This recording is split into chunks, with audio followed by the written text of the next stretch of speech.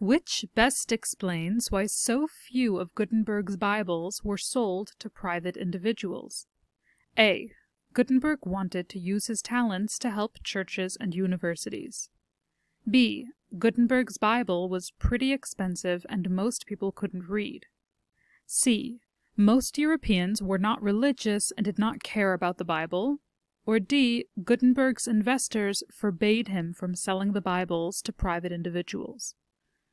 To answer this question, we need information from the 5th and 6th paragraphs of the text, which I have inserted here.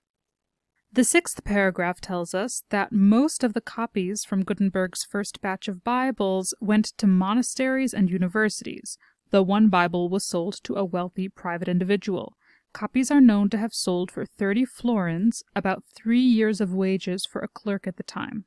From here, we can understand that the Bibles were very expensive. In addition to this, the 5th paragraph tells us that because of the value and scarcity of books, there was little reason for common people to learn to read or write, since it was unlikely that they would ever handle a book in their lifetimes. Because books were so expensive and the common man couldn't afford one, there was no reason for them to learn to read or write. Putting these two ideas together, we can head down to our choices and select B, Gutenberg's Bible was pretty expensive and most people couldn't read, as our final answer.